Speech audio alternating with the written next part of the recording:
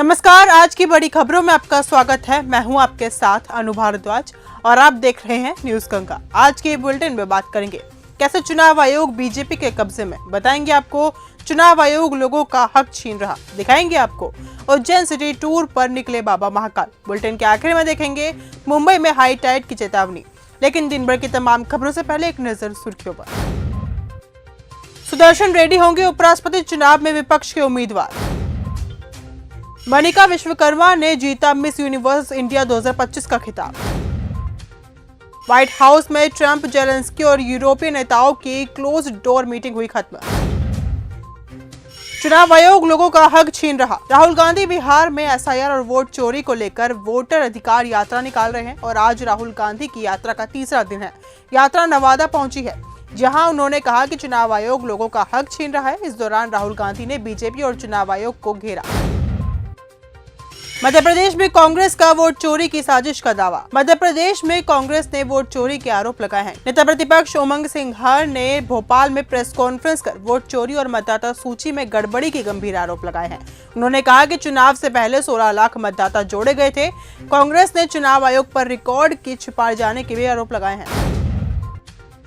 सीमांचल को केंद्र सरकार की बड़ी सौगात। बिहार की सबसे महत्वाकांक्षी सड़क परियोजनाओं में से एक पटना पूर्णिया एक्सप्रेसवे को केंद्र सरकार ने औपचारिक रूप से नेशनल एक्सप्रेसवे का दर्जा प्रदान कर दिया है।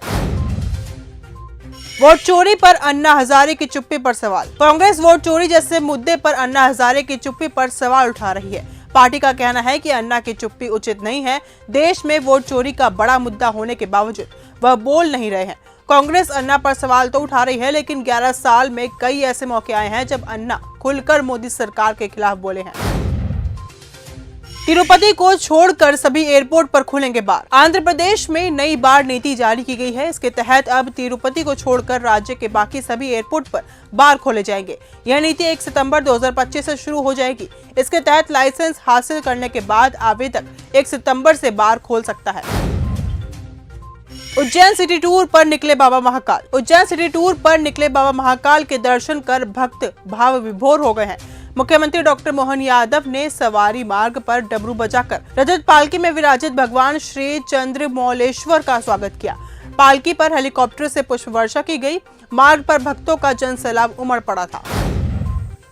टैक्स बचाने के लिए आदिवासी महिलाओं से कर रहे शादी। त्रिपुरा में टीएमपी के विधायक रंजीत देव वर्मा ने सोमवार को एनसी/एसटी से मांग की कि अगर कोई आदिवासी महिला गैर आदिवासी पुरुष से शादी करती है तो उसे मिलने वाले विशेष अधिकार और सुविधाएं बंद कर दी जाएंगी।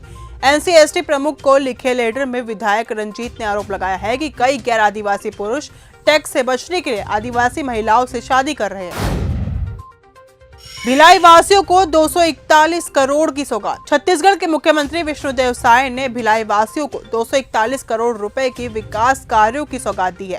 इस दौरान उन्होंने कहा कि हमारी सरकार ने बीते 20 महीनों में प्रधानमंत्री मोदी की अधिकांश गारंटियों को पूरा किया है। जबलपुर के गांव की धरती में सोना ही सोना। मध्य प्रदेश के जबलपुर जिले के बेला गांव में सोने के कण मिलने की खबर ने ग्रामीणों की नींद उड़ा दी है।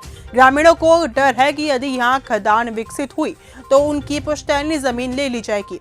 किसानों की मांग है कि खनन से पहले उन्हें रोजगार या फिर जमीन के बदले जमीन की गारंटी दी जाए। चुनाव आयोग बीजेपी के कब्जे में। कांग्रेस सांसद राहुल गांधी की वोटर अधिकार यात्रा का आज तीसरा दिन है। बिहार के गया से आरजेडी नेता तेजस्वी यादव ने कहा कि मतदाता अधिकार यात्रा को जनता का जबरदस्त समर्थन मिल रहा है। लोग समझ रहे हैं कि भाजपा ने पहले चुनाव आयोग को अपने कब्जे में लिया और अब वोट चोरी की कोशिश हो रही है।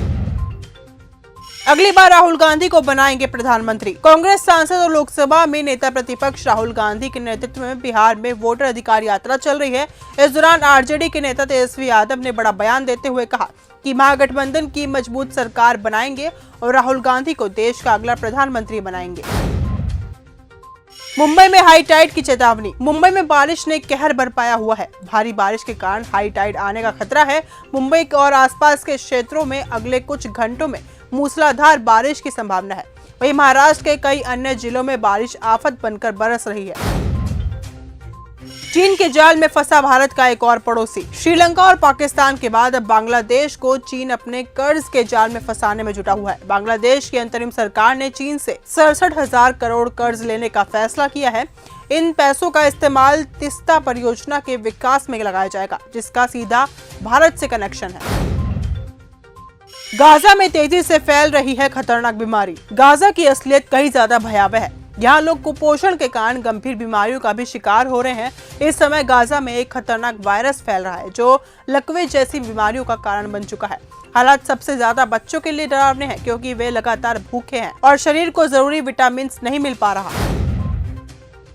भाजपा नीतीश कुमार का कर रही इस्तेमाल। कांग्रेस के नेता कन्हैया कुमार ने आरोप लगाया है कि भाजपा बिहार विधानसभा चुनाव तक नीतीश कुमार का इस्तेमाल कर रही है।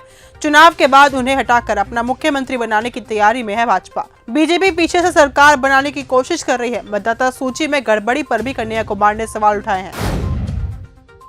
तो आज के इस बुलेटिन में सिर्फ इतना ही। देश और दुनिया की तमाम खबरों के साथ ऐसे ही जुड़े रहने के लिए देखते रहिए न्यूज़ गंगा। धन्यवाद।